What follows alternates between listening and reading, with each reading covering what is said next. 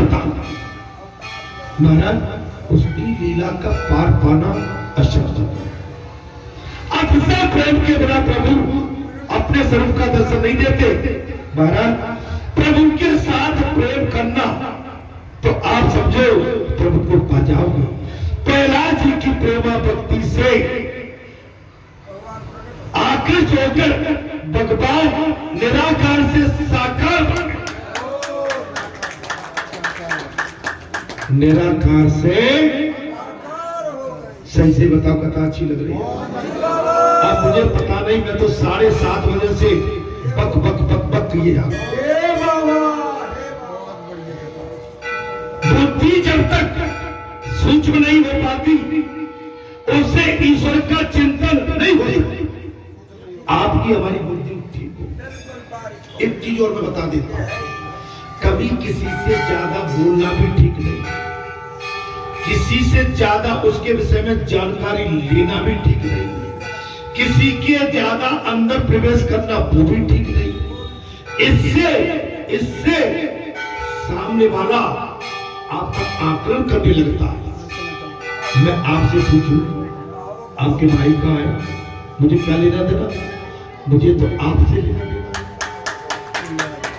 मैं पूछूं पंडितानी कहाँ? एक उदाहरण दे रहा हूं, मुझे क्या लेना देना भाई? मुझे तो जहां आप मिल गए हो, मेरे लिए तो आप ईश्वर के समान हो। अब जो भी आए होते वो सब अपने हैं, कभी नहीं किसी पर शंका की दृष्टि से बात करना और किसी पर शंका करना और शंका से उच्चारण करना, ये इंसानियत नहीं है। ये इंसानियत है, ये मानवता नहीं है, ये शिष्टाचार नहीं है। परमात्मा निर्गुण भी है और सगुण भी। निर्गुण और सगुण स्वतः एक है। निर्गुण ही सगुण बनता है। निर्गुण ही सगुण बनता है। प्रभु स्थूल भी है और सूक्ष्म भी है, वे कोमल भी है और कठोर भी है। ईश्वर कैसे है? कोमल भी है, कठोर भी है।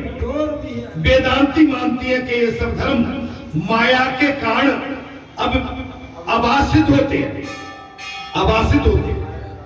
वैष्णव 4 मानते हैं कि बुद्ध धर्मश्री परमात्मा है, अर्थात जो नरसिंह स्वामी हिरण्याकश्यप के प्रति कठोर हो गए थे, वे ही प्रहलाद के प्रति कोमल हो गए।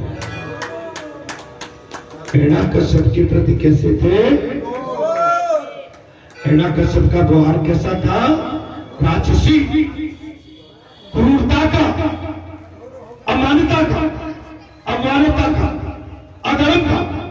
और अधर्म के प्रति परमात्मा कैसे होते हैं?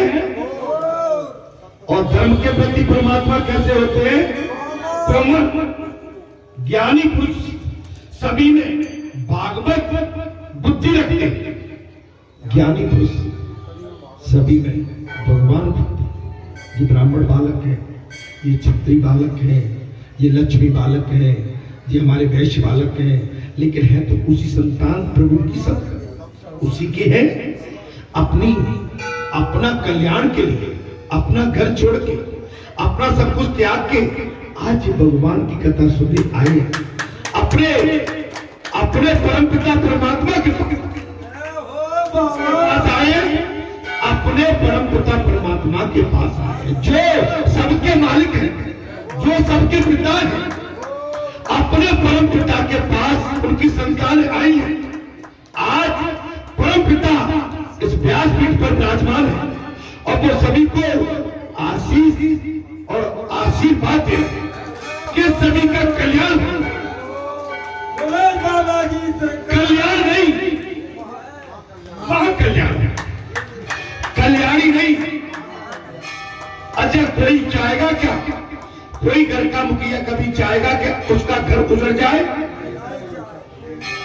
कोई घर का मुखिया कभी चाहेगा क्या उसका परिवार उजड़ जाए? जी बोलिए।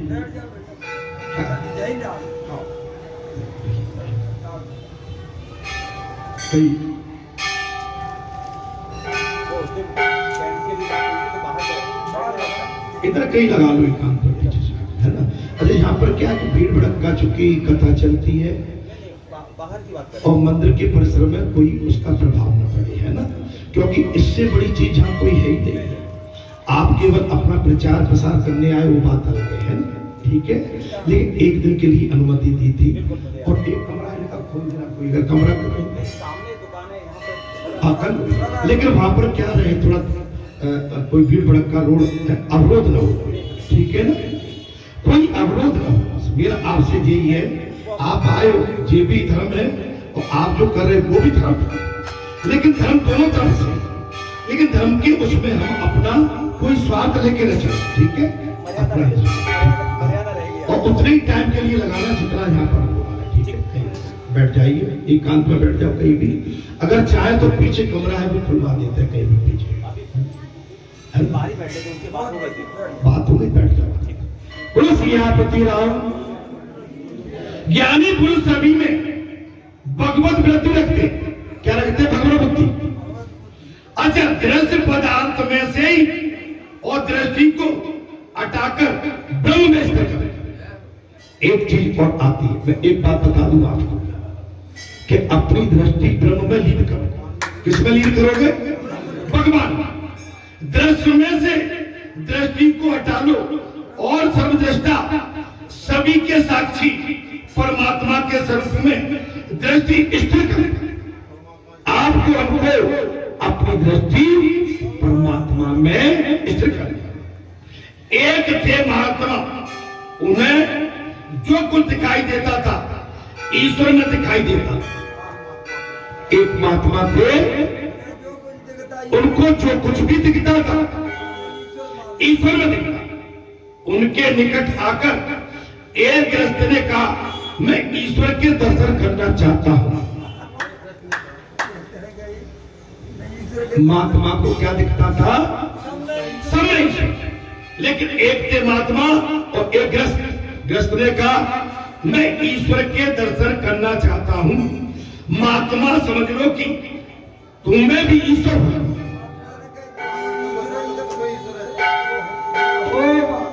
महात्मा समझ लो कि तुम भी ईश्वरी। गृहस्थ में विश्वास पूर्वक कहता हूं कि मैं ईश्वर नहीं हूं।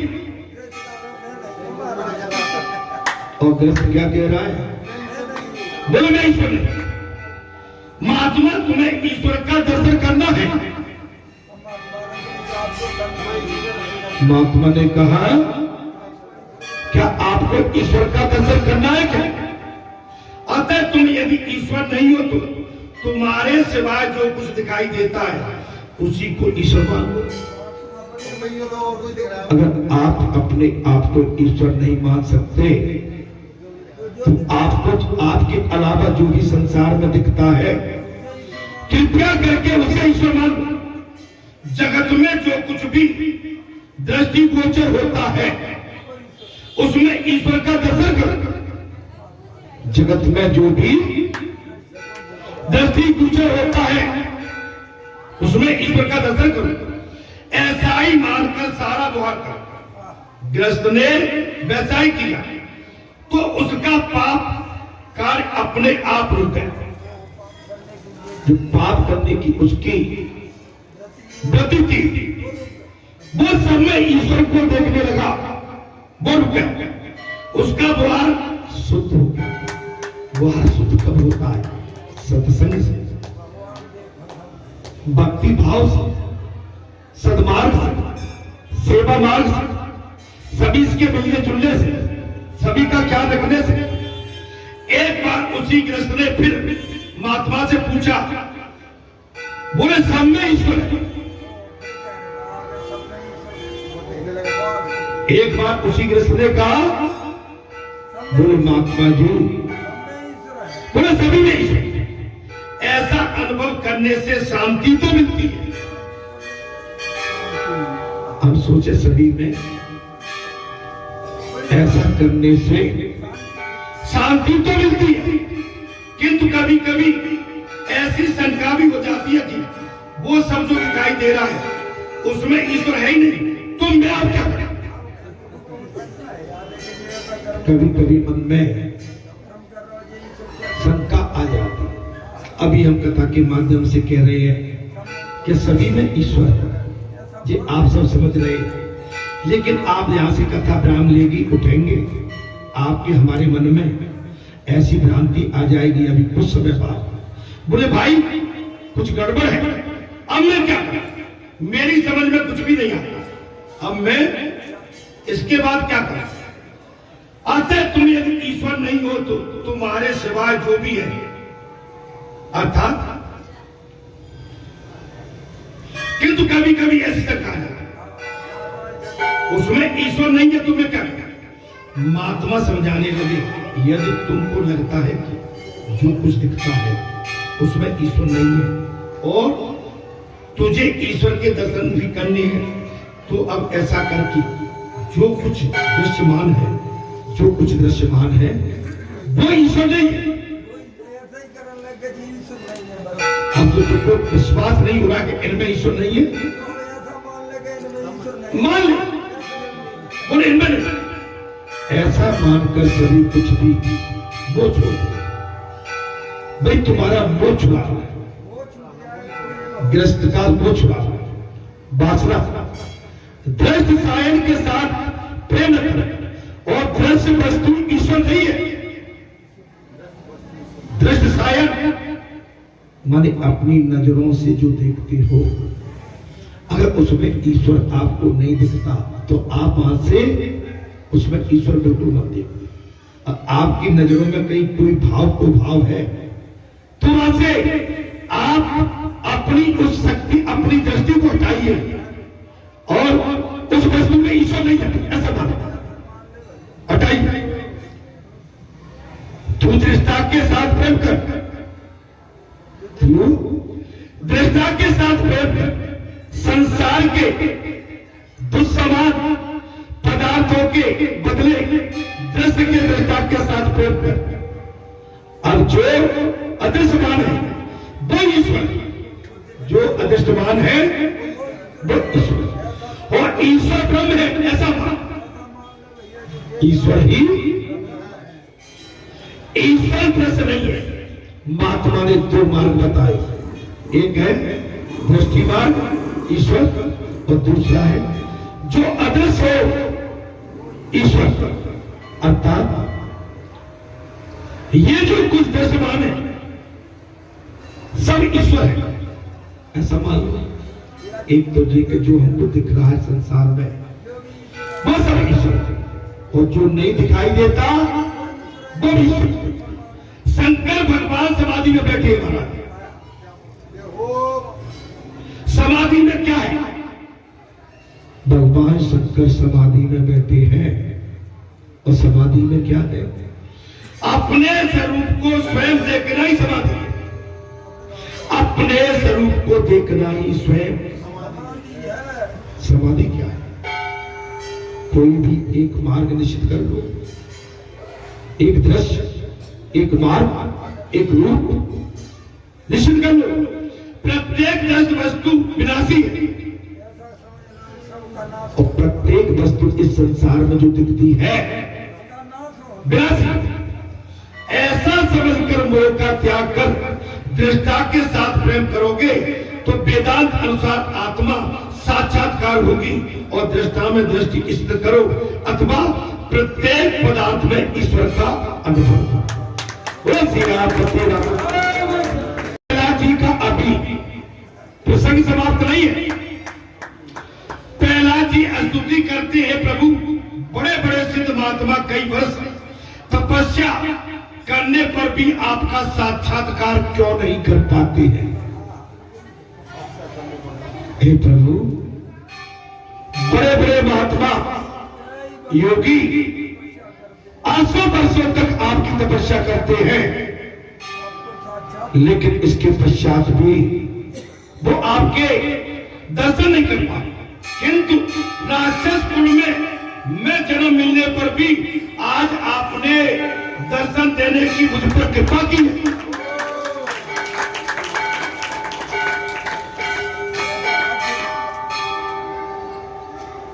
प्रहलाद जी ने साफ कह दिया, भगवान बड़े बड़े महात्मा भी, योगी, तपस्वी आपके दर्शन करने में सक्षम नहीं हो पाते, लेकिन इसके पश्चात मेरा जन्म राक्षस कुल में हुआ है, किंतु उसके पश्चात भी आपने मुझ पर इतनी दया करके दर्शन दे दिए। भगवान को प्रसन्न करने के लिए न तो अधिक शिक्षा की आवश्यकता है, न अधिक आर्थिक प्रजन धन की आवश्यकता, न तो अधिक शिक्षा न अधिक धन। भगवान को प्रसन्न करने के लिए इसकी आवश्यकता नहीं है। प्रहलाद जी को दर्शन दे दिए राक्षस कुल में, ध्रुव जी को दर्शन दे दिए, मीरा जी को दर्शन दिए। महाराज भगवान ने बड़ी बड़ी दया की। यदि धन के सारे परमेश्वर मिलते, वे धनिक लोगों के धनिक लोग लाख 2 लाख रुपए में प्रभु को खरीद लेते।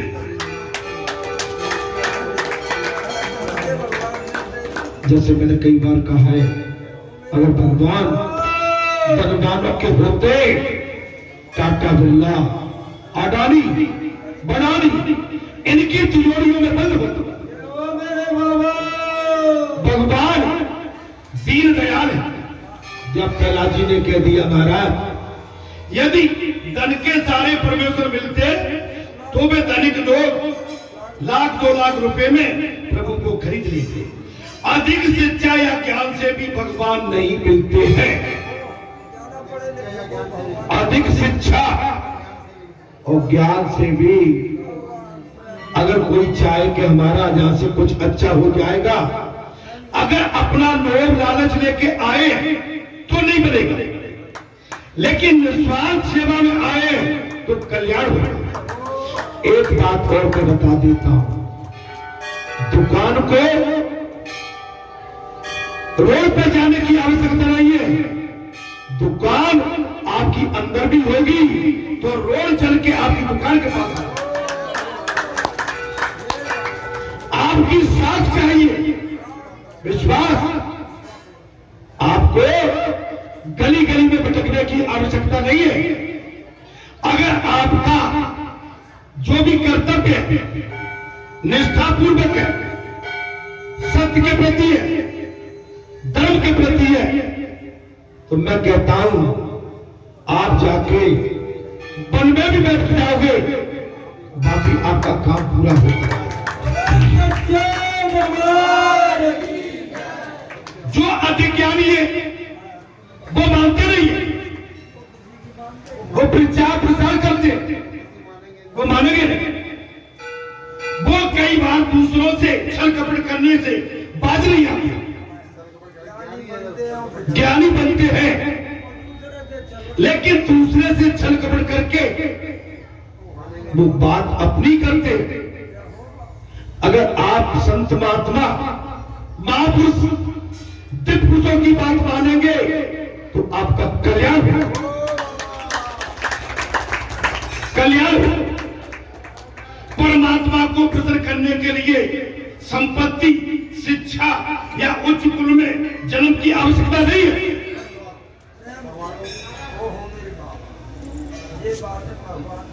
परमात्मा को प्रसन्न करने के लिए हे राजन, ज्यादा शिक्षा, उच्च कुल और जन्म आवश्यकता नहीं है। मात्र ब्राह्मण ही ईश्वर को पा सकते हैं, ऐसा नहीं। मात्र ब्राह्मण ही ईश्वर को पा सकते, ऐसा भी नहीं है। परमात्मा को प्रसन्न करने के लिए आवश्यक है हृदय में शुद्धता।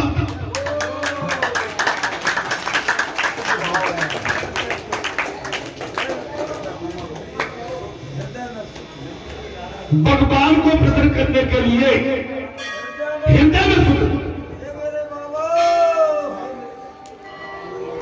आप चाहोगे कहीं पर नल की धार लगी है, डायरेक्ट पानी आप उसी से पी पाओगे, आवश्यक नहीं है।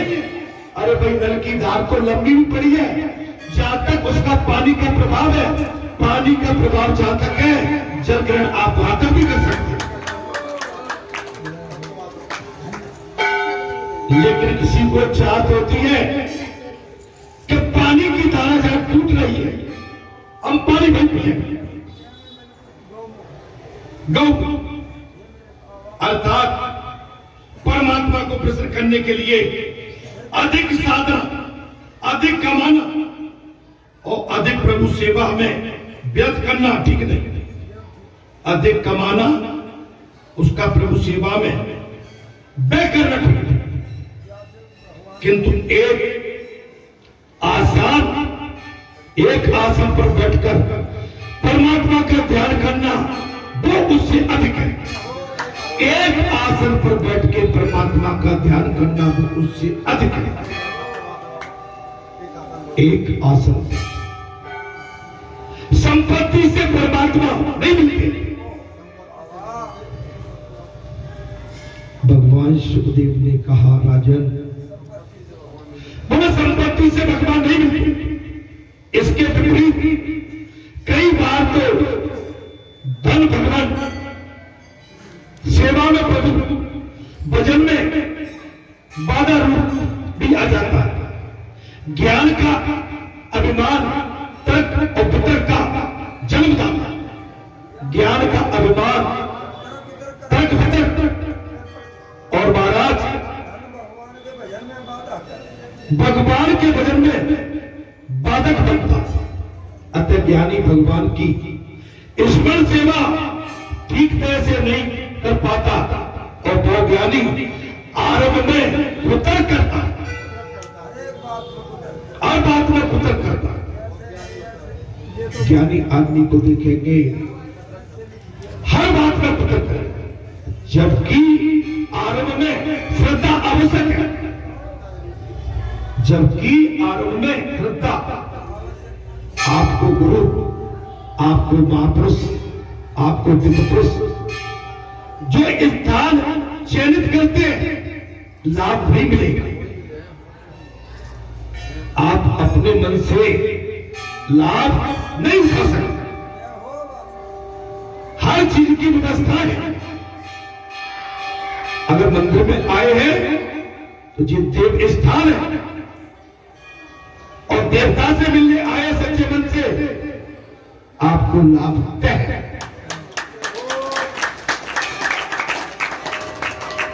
और देव स्थान पर कोई लाभ लेने आए तो वो लाभ नहीं मिलेगा। इसके बाद उल्टी गिनती चालू हो जाती। कहावत है, हलवा मिले न माड़े और दोनों दिन से गए पानी। भगवान के दरबार में विनय भाव रखो, आराधना करो। भगवान स्वयं बैठे बिठाए आपकी व्यवस्थाओं को बढ़िया कर सकते हैं।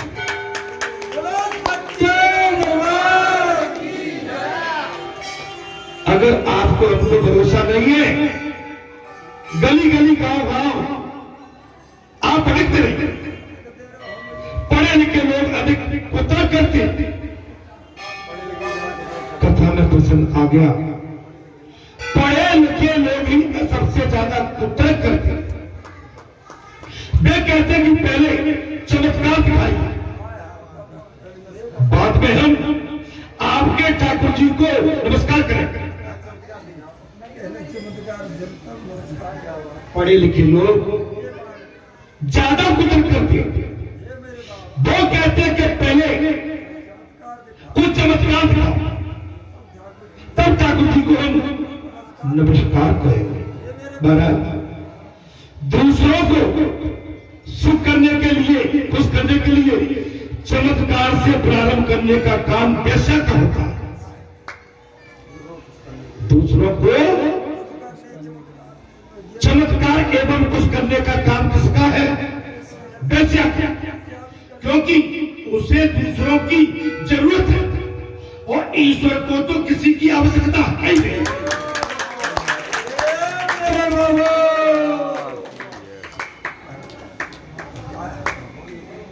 ईश्वर को किसी की आवश्यकता। यदि तुम ईश्वर की जरूरत है तो श्रद्धा से सेवा प्रारंभ करो। ईश्वर के प्रति विश्वास है तो सेवा भाव श्रद्धा आस्था से करो। और बाद में चमत्कार देखो। आप आते जाते रहो, एक दिन में धनवान गुणवान बलवान, एक दिन में चाहो कि आपका मील जिस दिन पत्थर रखा उस दिन वो मील हो जाए, तो मील बनने में देर लगती है। आपने धर्म का पत्थर रखा, मील की बुनियादी रखी, उस मील को बनने में देर लगी। जादूगर भी चमत्कार तो दिखाता है, क्योंकि उसे धन की जरूरत है। जादूगर क्यों चमत्कार दिखा रहा है? धन की आवश्यकता। पहले चमत्कार और बाद में नमस्कार। जादूगर क्या करता है? बोले पहले चमत्कार बाद में नमस्कार। ये नियम इस जगत की वारिकता का तो हो सकता है, परंतु भगवान की वारिकता का नहीं है। लेकिन ये भगवान के लिए नहीं, अर्थात परमेश्वर का द्वार है। प्रथम नमस्कार और बाद में चमत्कार।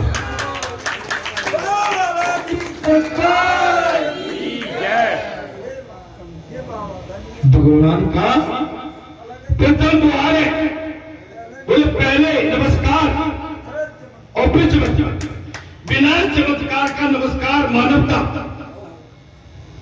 और चमत्कार के बाद नमस्कार अभिमान। चमत्कार के बाद नमस्कार ये अभिमान है। कुछ तो सोचो, ये जगत भी एक चमत्कार ही तो है। इतना बड़ा सुंदर संसार भगवान ने बनाया, ये चमत्कार ही तो। और पुष्प में सुगंध है, ये चमत्कार तो। बीज में बटवृक्ष है, माता के स्तन में दूध कौन बनाता होगा? चमत्कार है। सारा जगत ईश्वर का चमत्कार ही तो है।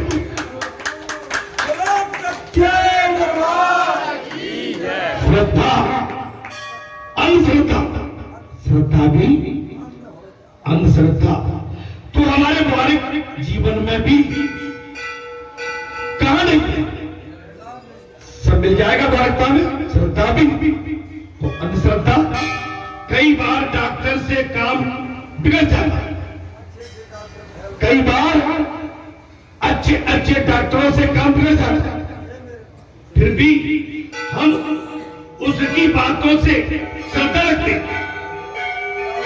डॉक्टर इलाज करता है, काम बिगड़ जाता है, लेकिन इसके पश्चात भी हम डॉक्टर पर विश्वास करते। उसमें तो कहा ही नहीं जा सकता है कि पहले चमत्कार दिखाओ। भाई डॉक्टर से कब कहते हैं हम क्या चमत्कार दिखाओ? डॉक्टर के प्रति श्रद्धा न होगी महाराज तो वो दवाई नहीं। डॉक्टर के प्रति अगर आपकी श्रद्धा विश्वास नहीं है तो वो दवाई नहीं देगा। दवाई के बिना बीमारी कैसे आती है? अगर दवाई नहीं खाओगे तो बीमारी नहीं हटेगी। इसी प्रकार सेवा मार्ग में भी प्रथम आवश्यकता है श्रद्धा की, और परमार्थ में श्रद्धा आवश्यक है।